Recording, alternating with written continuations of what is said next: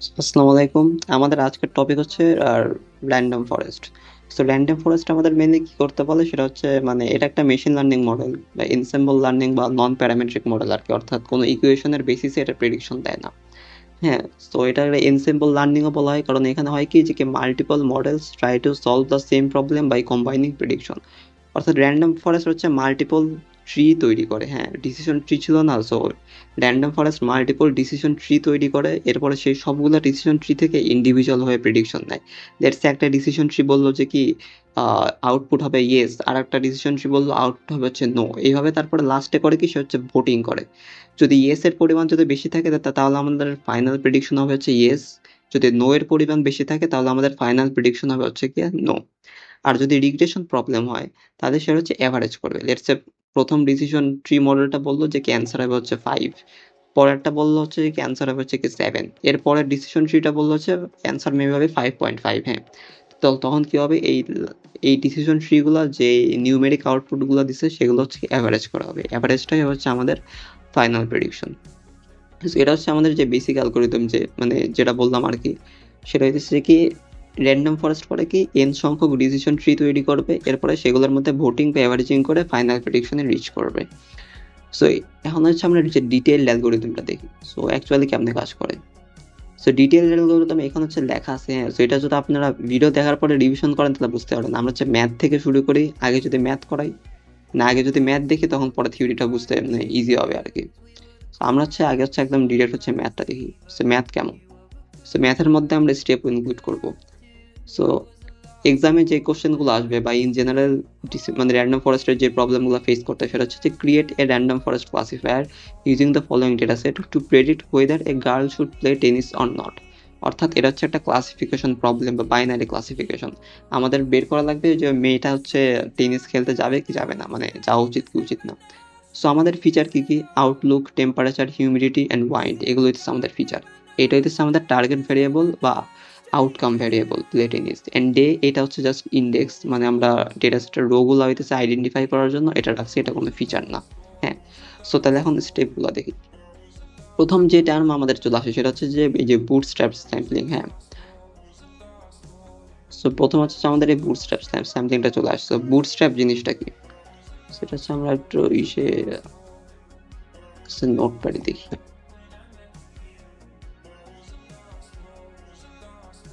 So let's say হচ্ছে আপনার কাছে হইতেছে কিছু ডেটা পয়েন্ট আছে 1 2 3 4। হ্যাঁ, এখন এখান থেকে হইতেছে আপনাকে র্যান্ডমলি হইতেছে 4টা পয়েন্ট সিলেক্ট করা লাগবে। এখন আপনার কাছে 4টাই আছে, এখান থেকে আপনি 4টা কেমনে সিলেক্ট করবেন, রাইট? সো তখন হইতেছে আমরা যেটা করি সেটা হচ্ছে বলে যে বুটস্ট্র্যাপ স্যাম্পলিং বা বুটস্ট্র্যাপ রিস্যাম্পলিং। সো আপনি কি করবেন, মনে করেন আপনি র্যান্ডমলি দিবেন। আপনি হয়তো প্রথমবার 1 নিলেন, পরের বার আপনি আবার র্যান্ডমলি দিলেন 3 দিলেন, এরপরের মনে করেন আবার 1 নিলেন, এরপর হচ্ছে আবার 2 নিলেন। সো রিপিটেশন আসবে আর কি। এটা হইতেছে বলা যে বুটস্ট্র্যাপ স্যাম্পলিং। অর্থাৎ অরিজিনাল ডেটা সেট থাকবে, সেই ডেটা সেটে মনে করেন এনটা রো থাকবে। এরপর আপনি বুটস্ট্র্যাপ রিস্যাম্পলিং যদি করেন তখন কি হবে, আপনি ওই এনটা রো থেকে আপনি এনটা রোই পিক করবেন। হয়তো একটা রো একাধিকবার চলে আসবে, সেটারে আমরা বলতেছি যে বুটস্ট্র্যাপ স্যাম্পলিং। হ্যাঁ, সো ডিসিশন ট্রি ফার্স্টে কি কি যে জিনিসটা করে সেটা হচ্ছে তাকে যেই ট্রেনিং ডেটা সেটটা দেওয়া হয় সেটা সে হইতেছে ওটার একটা বুটস্ট্র্যাপ স্যাম্পলিং করে। অর্থাৎ এখানে কি 14টা ডেটা দেওয়া হয়েছে না, অর্থাৎ 14টা রো এর একটা ট্রেনিং ডেটা দেওয়া হয়েছে। সো ডিসিশন ট্রি ফার্স্ট করে এখান থেকে হইতেছে আবার র্যান্ডমলি 14টা পিক করবে, হয়তো একটা রো সে বারবার নেবে আর কি। সো র্যান্ডমাইজড প্রসেস হবে আর কি। বাট আমরা যখন ম্যাথ করবো আমাদের এই 14টা বা পুরোটা নেওয়া লাগবে না, আমরা ইউজুয়ালি 6টা থেকে 8টা পিক করব। এই ম্যাথটা যেটা করছে স্যারের স্লাইড থেকে করা হয়েছে। সো স্যার যেমন করছে আমি আপনাদের অমনি বুঝাবো আর কি। সো আমাদের কখনোই একদম সব ডেটা সেট নেওয়া লাগবে না। আমরা সিম্পলিসিটির জন্য লেটস সে 6 থেকে 7টার মতো হইতেছে আমরা স্যাম্পল নেব। হ্যাঁ, সো তাহলে আমাদের প্রথম স্টেপটা কি হবে, আমরা হইতেছে যে আমাদের যে ডেটাগুলো দেওয়া আছে অর্থাৎ 14টা রো দেওয়া আছে, এখান থেকে লেটস সে আমরা 1 2 3 আর 6টা হইতেছে আমরা পিক করলাম। হ্যাঁ, র্যান্ডমলি পিক করলাম, আপনার ইচ্ছা মতো হচ্ছে পিক করলেন। সো আমরা হচ্ছে এই যে ডে 10 ডে 11 12 13 14 আর 2 এটা পিক করছি। অর্থাৎ আমি রিপিটেশন নেই নাই আর কি, আপনারা চাইলে রিপিটেশন হয়তো নিতে পারেন। সো এটা হচ্ছে আমরা পিক করলাম। হ্যাঁ, সো এটা হচ্ছে বুটস্ট্র্যাপ স্যাম্পলিং। সো আমাদের এর পরের স্টেপটা কি, এরপরে যেটা করতে হবে সেটা হচ্ছে কি আমরা এই যে ফিচার আছে না, আউটলুক আছে, টেম্পারেচার আছে, হিউমিডিটি আছে, উইন্ড আছে, এগুলো থেকে আমরা র্যান্ডমলি হইতেছে একাধিক ফিচার নিব। মনে করেন আমাদের ডেটা সেটে যদি চারটা যদি ফিচার থাকে টোটাল, তাহলে আমরা রুট ডি সংখ্যক ফিচার সিলেক্ট করব। তা চারটার যদি আমরা রুট ডি করি, চারটাটা যদি আমরা মানে 4 যদি আমরা রুট করি তাহলে কত আসে 2, তখন তাহলে আমরা হচ্ছে 2টা সাবসেট নিব। তবে একটা জিনিস, আপনাদের এই রুট ডি ফলো করার দরকার নয় বলতে গেলে, আপনারা সবসময় মেইনলি 2টাই পিক করবেন, বিকজ 2টা পিক করলে মানে ম্যাথটা করতে ইজি হয় আর কি। So root D system follow করার দরকার নেই আসলে। সো চাইলে এটা ভুলে যেতে পারেন। সো আমরা কি করবো সেটা হচ্ছে, আমরা একটা সাবসেট নেওয়া লাগবে, তো আমরা হচ্ছে 2টা ফিচার নেবো। বা আমাদের যদি বেশি যদি কোশ্চেনে যদি নিতে বলে তাহলে হচ্ছে আমরা বেশি নিবো আর কি, বাট ইউজুয়ালি আমরা 2টাই নিবো। তো তাহলে হচ্ছে আমাদের ফিচারের সেটটা কি Outlook, temperature, humidity, wide, so এখানে এগুলো দেওয়া আছে। আর আমাদের হচ্ছে এরপর হচ্ছে চোজেন সাবসেট আমরা নিচ্ছি কি, সেটা হচ্ছে টেম্পারেচার আর হিউমিডিটি।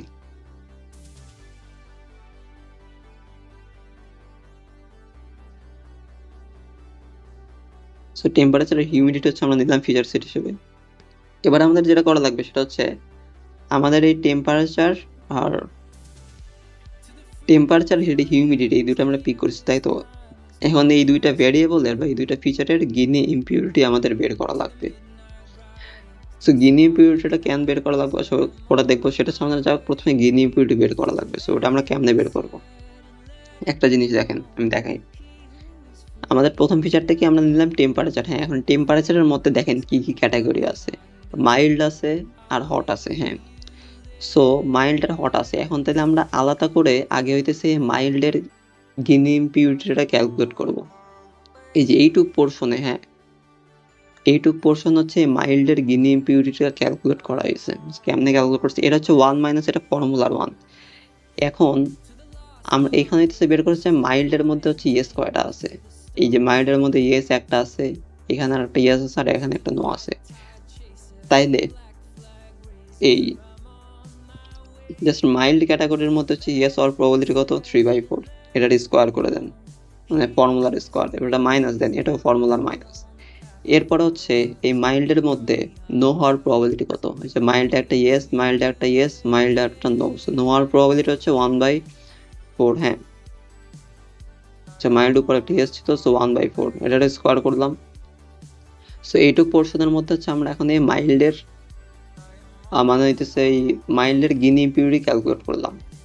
এখন এটা হইতেছে আমাদের গুণ করা লাগবে কি দিয়ে, যে এই টেম্পারেচার ফিচারের মধ্যে মাইল্ড আসার প্রবাবিলিটিটা দিয়ে গুণ করা লাগবে। সো মাইল্ড আমাদের কয়বার আছে, 1বার, 2বার, 3বার আর 4বার মাইল্ড আছে না? টোটাল রো কয়টা, 6টা। সো 4/6 গুণ করলাম। এরপরে হচ্ছে যে এই পোর্শনে হচ্ছে আমাদের কি করা লাগবে, যে টেম্পারেচারের মধ্যে একটা ক্যাটাগরি ছিল মাইল্ড আর একটা ক্যাটাগরি ছিল হচ্ছে হট।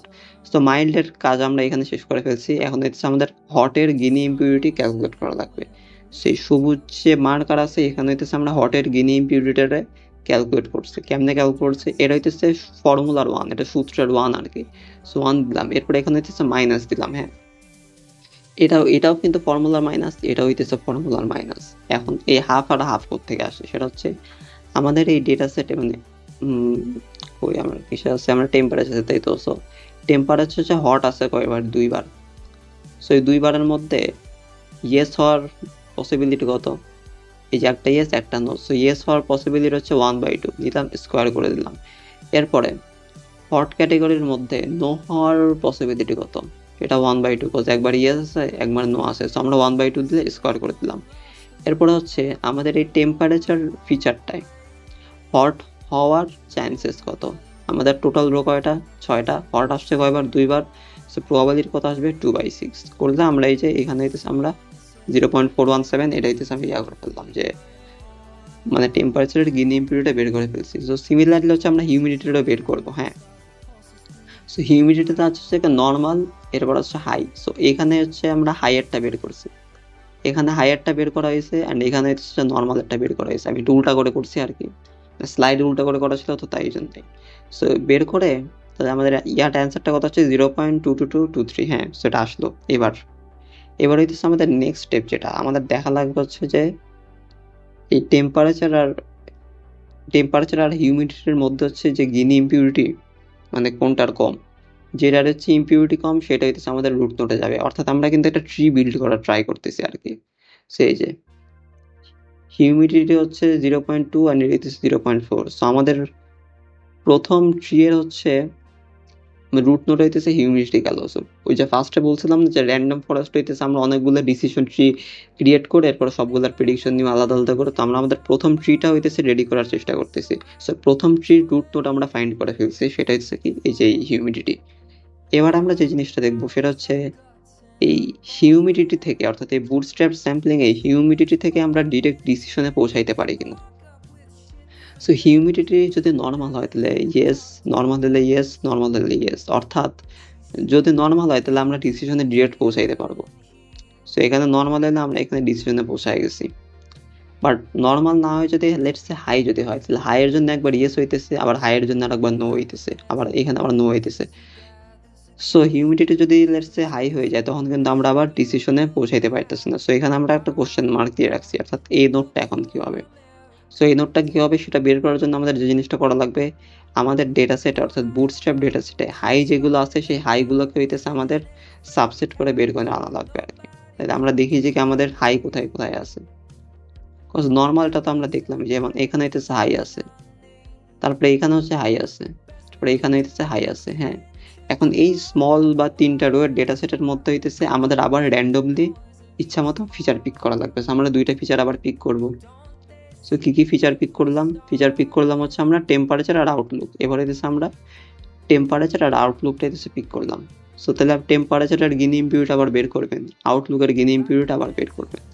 সো আউটলুকেরটা আমি দেখাই কি হবে। আউটলুকেরটা কিন্তু 0 হবে, কারণ দেখেন ওভারকাস্টের জন্য হচ্ছে আপনার ডিরেক্ট ইয়েস চলে আসতেছে। ওভারকাস্টের জন্য কিন্তু ইয়েস নো মিলানো মেশানো নাই, ডিরেক্ট ইয়েস। রেইনের জন্য একদম ডিরেক্ট নো চলে আসতেছে, কোনো মেলানো মেশানো নাই। এরকম কিন্তু হয় না যে রেইনের জন্য একবার নো আসছে আর একবার ইয়েস আসছে এই টাইপের কিছু। সানির জন্য কিন্তু একবার কি নো চলে আসছে। হ্যাঁ, সো এটার ইম্পিউরিটি কিন্তু 0। এবার হইতেছে আমরা টেম্পারেচারটা দেখি। টেম্পারেচার হচ্ছে যে মাইল্ড আছে, হ্যাঁ নাই তো, হ্যাঁ মাইল্ড আছে। সো মাইল্ডের জন্য একবার ইয়েস হইতেছে, মাইল্ডের জন্য একবার নো হইতেছে। সো আপনি কিন্তু বুঝেই গেলেন যে এইটার কিছু হলে ইম্পিউরিটি থাকবে, বাট এইটার কিন্তু কোনো ইম্পিউরিটি নাই। সো এখানে আপনি কিন্তু ম্যাথ না করেই ডিরেক্ট প্রসিড করতে পারবেন। হ্যাঁ, মানে এই শর্টকাটটা আমি জানাই রাখলাম জাস্ট। সো তাও আমি ম্যাথটা করে দেখাইছি আর কি, মানে টেম্পারেচারটা আমি ক্যালকুলেট করে দেখাইছি এখানে, যে টেম্পারেচারটা আপনি যদি ক্যালকুলেট করেন তো 0.333 হবে। আর গিনিরটা তো জানা কথাই যে 0 হবে, আমরা তো নিজের চোখে দেখলাম 0 হবে, ওটা আর ম্যাথ না করলেও চলে। সো এই আউটলুকটা হইতেছে এখন আমাদের কি হবে, আমাদের এই যে এই নোটটায় আউটলুক যাবে। সো এখানে আউটলুক গেল। এখন আমরা কি দেখছিলাম, আউটলুক যদি হয় তাহলে কিন্তু আমাদের একদম ডিরেক্ট ডিসিশন চলে আসে। ওভারকাস্ট হলে ইয়েস, রেইন হলে নো, সানি হলে নো। সো এই যে নো নো অ্যান্ড ইয়েস। হ্যাঁ, তাহলে এখন দেখেন এখন আমাদের লিফ নোটে ইয়েস ইয়েস নো নো চলে আসে, অর্থাৎ আমরা আমাদের স্টপিং ক্রাইটেরিয়ায় চলে গেছে। আমাদের লিফ নোটে এখন জাস্ট ডিসিশনগুলাই আছে। সো আমরা আমাদের এই যে প্রথম ট্রিটা বিল্ড করে ফেললাম, এই যে we build our first tree, Das we can create n more trees to perform majority voting. এখন মনে করেন আপনারা যদি কিছু একটা দেয়, হ্যাঁ লেটস সে যে মনে করেন এখান থেকে আমরা নিই, যদিও ট্রেনিং এর মধ্যে থেকে দিবে না, যে আউটলুক সানি আছে, টেম্পারেচার মাইল্ড আছে, হিউমিডিটি আছে নর্মাল, অ্যান্ড ইয়ে আছে লেটস সে এখানে স্ট্রং না এখানে হচ্ছে উইক আছে। হ্যাঁ, তখন আমাদের একটা প্রেডিকশন চালানো লাগবে। তখন আমরা ট্রিগুলো থেকে দেখে নেব। সো এই হিউমিডিটি অ্যান্ড আউটলুকের উপরে বেসিস করে যে প্রেডিকশনটা আসবে সেটা হচ্ছে আমরা অ্যান্সারে লিখে দেবো। আর আমরা যদি মনে করেন অনেকগুলো ট্রি বানায় ফেলি, সে 3টা ট্রি বানাইছি, তাহলে আমরা 3টা ট্রি দিয়েই প্রেডিক্ট করে পরে মেজরিটি ভোটিং নিয়ে অ্যান্সারটা লিখবো। সো এটাই হচ্ছে আমাদের যে প্রেডিকশন আর কি। সো আমাদের হচ্ছে ট্রেনিং অ্যান্ড প্রেডিকশনের পার্ট 2 গেল, অর্থাৎ ম্যাথের যে মেইন পার্ট সেটা হচ্ছে যে মানে আমরা ফিনিশ করলাম। সো এরপর আচ্ছা, তাও গিনি ইম্পিউরিটির মানে একটা বেসিক ফর্মুলা আছে গিনি ইম্পিউরিটি, তাও কিছু বলে রাখি, মানে অতটাও ইম্পর্টেন্ট না আসলে। সেটা হচ্ছে যে আপনারা মাঝে মধ্যে যে কোনো ভ্যারিয়েবলের আন্ডারের ক্যাটাগরি হচ্ছে গিনি ইম্পিউরিটি বের করতে পারলে, মানে কি যে মনে করেন একটা ভ্যারিয়েবল আছে আমাদের টেম্পারেচার, সেটার কিছু ক্যাটাগরি আছে, হট আছে, কুল আছে, এখন মাইল্ড আছে। এখন আপনারা বললো যে কি যে টেম্পারেচার যদি কুল হয় তাহলে সেটা হইতেছে মানে গিনি ইম্পিউরিটি বের করে দেওয়া লাগবে। সো সিম্পল ওই উপরে যেটা দেখাইছিলাম সেটাই। সো কোশ্চেনগুলো এভাবে দেওয়া থাকে যে ডেটা সেটে 6টা ইয়েস আছে আর 2টা নো আছে, এখন হইতেছে কুলের গিনি ইম্পিউরিটি আপনি বের করে দেখেন। সো কেমনে করবেন, মানে ডেটা সেট না বলেই দিবে যে কুল ক্যাটাগরিতে হইতেছে যে 6টা ইয়েস আছে 2টা নো আছে, গিনি ইম্পিউরিটি বের করেন। সো গিনি ইম্পিউরিটির একদম সিম্পল ফর্মুলাটা কি, সেটা হইতেছে প্রথমে 1 মাইনাস দিবেন, এরপর হইতেছে ইয়েস এর প্রবাবিলিটি স্কোয়ার করবেন, একটা মাইনাস সাইন দিবেন, তারপরে নো এর প্রবাবিলিটি স্কোয়ার করবেন, যেটা আসে সেটাই হইতেছে আমাদের গিনি ইম্পিউরিটি। সো গিনি ইম্পিউরিটির হইতেছে ম্যাক্সিমাম ভ্যালু কত আসতে পারে। হ্যাঁ, সো গিনি ইম্পিউরিটির মিনিমাম ভ্যালু হচ্ছে 0 অ্যান্ড ম্যাক্সিমাম ভ্যালু হচ্ছে 1 মাইনাস 1/c। সি হচ্ছে নাম্বার অফ ক্লাসেস, অর্থাৎ বাইনারি ক্লাসিফিকেশন যেখানে আমরা ইয়েস বা নো প্রেডিক্ট করি, সেখানে গিনি ইম্পিউরিটির ম্যাক্স ভ্যালু হচ্ছে 0.5। সো মনে করেন যে কোনো টেম্পারেচার বা কোনো ক্যাটাগরির গিনি ইম্পিউরিটি যদি 0.5-এর কাছে হয়, তার মানে দ্যাটস এ ব্যাড থিং। মানে আমরা রুট নোটে কখনোই তাহলে ওই ভ্যারিয়েবলটা হইতেছে রাখবো না আর কি, মানে চান্সেস অনেক কমে যায় আর কি। সো গিনি ইম্পিউরিটি যত বেশি হবে বিষয়টা মানে রুট ওই ভ্যারিয়েবলটা হচ্ছে রুট নোটে থাকার ততটাই অযোগ্য। এটাই হচ্ছে যে গিনি ইম্পিউরিটির এই রেঞ্জ থেকে কোশ্চেন আসবে না যদিও, কজ এটা সিলেবাসে দেওয়া ছিল না। আপনারা ডেফিনেশন পড়তে পারেন বাট এটাও আসবে না। তারপরে যে গিনি ভ্যারিয়েবলের জেনারেলাইজড একটা ফর্মুলা আর কি, এটাও আসার মতো না। সো এইগুলোই হচ্ছে গেল। সো এটা তো বলছি কি how many features to select root D ক্লাসিফিকেশনের জন্য অ্যান্ড রিগ্রেশনের জন্য D/3, এগুলো হইতেছে সাইকেট লার্নের ডিফল্ট আর কি। সো আমাদের এক্সামে এই জিনিসটাও লাগতেছে না। যেটা লাগবে সেটা হচ্ছে প্রোস অ্যান্ড কনস আসতে পারে, সেটা হচ্ছে যে র্যান্ডম ফরেস্টের অ্যাডভান্টেজ বা প্রসগুলো কি। সেটা হচ্ছে ক্লাসিফিকেশন অ্যান্ড রিগ্রেশন দুটোই করতে পারে, যেটা আমরা দেখছি। সেটা হচ্ছে আর হচ্ছে রোবাস্ট টু ওভারফিটিং। হ্যাঁ, সো ওভারফিটিং জিনিসটা আমি একটু বোঝাই। মনে করেন আমরা একটা ডিসিশন ট্রি মডেল রান করলাম, একটা সিঙ্গেল ডিসিশন ট্রি। সে ট্রেনিং সেটা খুব ভালো অ্যাকিউরেসি দিতেছে, বাট টেস্টিং সেটা যখন আমরা একদম বাইরের ডেটা ইউজ করে টেস্ট করার ট্রাই করতেছি, অ্যাকিউরেসি খারাপ চলে আসতেছে। এইটাতে বলা হইতেছে ওভারফিটিং। মানে ট্রেনিং ডেটা সেটের উপরে সে হইতেছে খুব ভালো পারফর্ম করতেছে, বা টেস্টিং ডেটা সেটের উপরে সে হইতেছে খারাপ পারফর্ম করতেছে, এটা হচ্ছে ওভারফিটিং। হ্যাঁ, তো এখন র্যান্ডম ফরেস্টটা কেন আসছে? ডিসিশন ট্রি তো ছিলই, সো র্যান্ডম ফরেস্টের কি দরকারটা ছিল? হ্যাঁ, বিষয়টা হইতেছে যে কি ডিসিশন ট্রি কিন্তু অনেক লাইক বায়াসড। আপনি একটা সিঙ্গেল ডিসিশন ট্রি যদি মানে ট্রেন করেন, সে হইতেছে ওই ডেটা সেটের মধ্যে অনেক ইন্টারনাল নয়েজ থাকে, তারপরে ছোটখাটো প্যাটার্ন থাকে, যেগুলো আসলে জেনারেলাইজ করা লাগে না আর কি। এগুলো হইতেছে মডেলের জন্য ঠিক না, কারণ তখন হইলে কি ও মেইনলি ট্রেনিং ডেটাটা হইতেছে মুখস্থ করে রাখতেছে, মানে জেনারেলাইজ করতে পারতেছে না। ইন্টারনাল যে প্যাটার্ন আছে, প্যাটার্ন এমনই ভালোভাবে ধরে ফেলতেছে যে ওটা মুখস্থ করার পর্যায়ে চলে যাইতেছে। সো যখন হইতেছে আপনি কোনো টেস্ট ইনস্ট্যান্স যদি দেন, যেহেতু সে ট্রেনিং মুখস্থ করে রাখছে, এখন আরো জেনারেলাইজ করে টেস্টের কোনো একটা ভালো অ্যান্সার দিতে পারবে না। সো ডিসিশন ট্রি এই জিনিসটা করে ওই এন্ট্রপি অ্যান্ড ইনফরমেশন গেইনের কারণে। বাট র্যান্ডম ফরেস্টে আমরা কিন্তু মাল্টিপল ডিসিশন ট্রি ট্রেন করি, অ্যান্ড এক একটা ডিসিশন ট্রির রুট নোডে কিন্তু এক একটা ফিচার থাকে। সো লেটস সে একটা ডিসিশন ট্রি যদি বায়াস রেসপন্স করা হবে, একটা যদি ওভারফিট হয়েও থাকে, অন্যান্য ডিসিশন ট্রিগুলো কিন্তু ওভারফিট হবে না, একটা হইলেও আর একটা হবে না। সো ইভেনচুয়ালি কিন্তু জেনারেলাইজ হয়েই যাইতেছে। সো এটা হইতেছে যে র্যান্ডম ফরেস্টের হইতেছে স্ট্রেংথ আর কি। এই জন্যই ডিসিশন ট্রির পরে র্যান্ডম ফরেস্ট আবিষ্কার করা হয়েছে। সো আগে ডিসিশন ট্রি আসছিল, এরপরে রিসার্চাররা যে ওভারফিটিং এর প্যারাটা খাইছে, খাওয়ার পর হইতেছে র্যান্ডম ফরেস্ট বের করছে আর কি। সো এটা হচ্ছে যে why do random forest is less prone to overfitting then decision tree, এটা আসতে পারে কোশ্চেনে, এক্সামে আসতে পারে আর কি এটা। সো এখানে অ্যান্সারটাও দেওয়া আছে।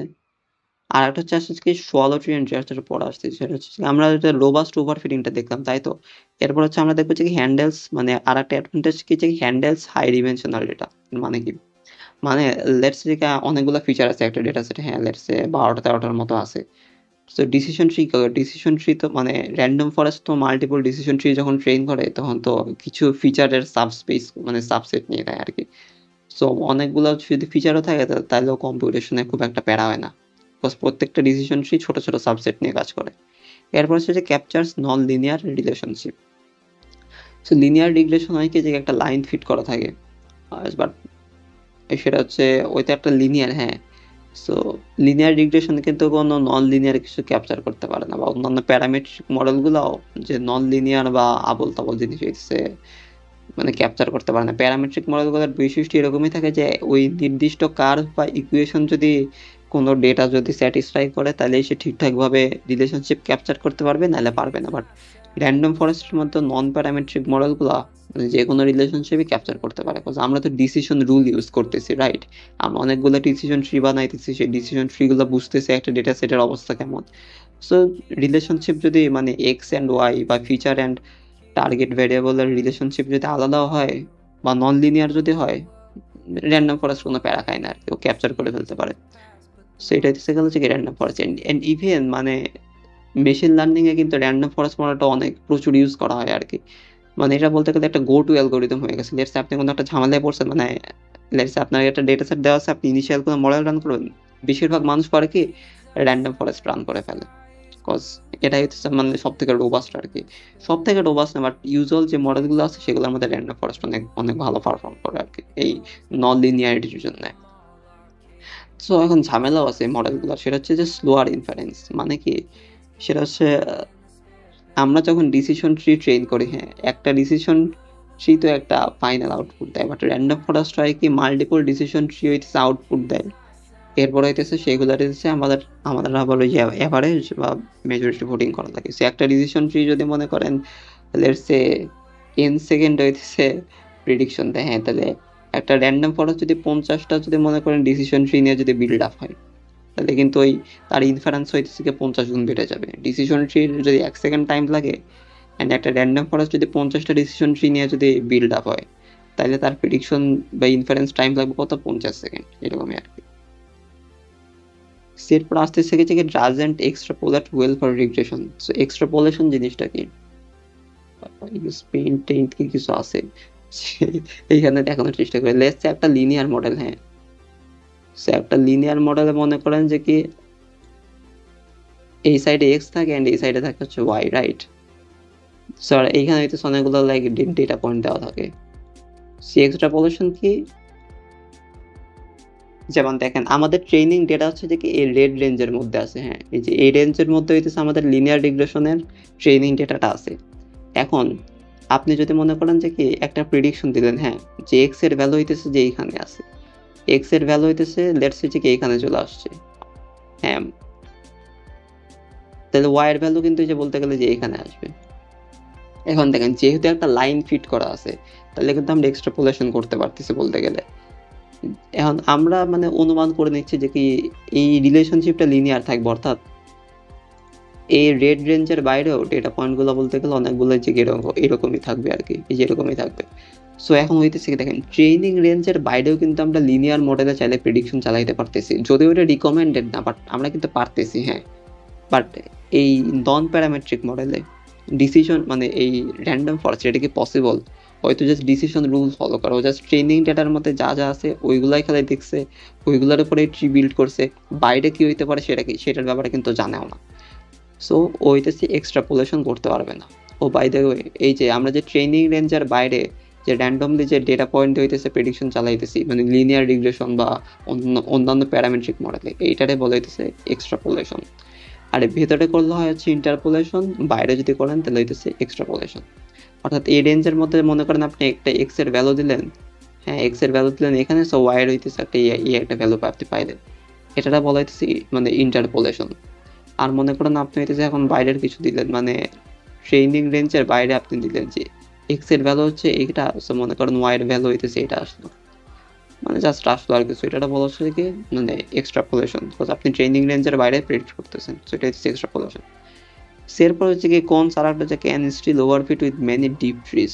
সো ডিপ ফ্রিজ কি, আর সো ডিপ ফ্রিজ একটা আছে আর একটা হচ্ছে মানে শ্যালো ট্রি। সো লেটস আমাদের এই যে এই ট্রিটা দেখেন, এই ট্রি এর ডেপথ কত 1 and 2, মানে অনেক কম ডেপথ কিন্তু মাত্র 2টা ডেপথ। সো এটা বলা হচ্ছে কি শ্যালো ট্রি। সো কই এই যে শ্যালো ট্রি যে মানে শ্যালো ট্রি আর কি, not shallow, it's shallow tree, যে লো ডেপথ মানে ডেপথ কম থাকে, টিপিক্যালি হইতেছে 2 থেকে 4টা ডেপথ থাকে। আর ডিপ ট্রি কি মানে ডেপথ অনেক হাই, সো 10+। ওই টাইপের কেসেও কখনো কখনো র্যান্ডম ফরেস্ট করে যে ওভারফিটিং করে ফেলে আর কি। সো এটা হইতেছে গেল হচ্ছে কোনস। সো দেখানোর মধ্যে এই জিনিসগুলোই ছিল, অ্যান্ড র্যান্ডম ফরেস্টের লেকচার হচ্ছে এখানে শেষ। So thanks for watching.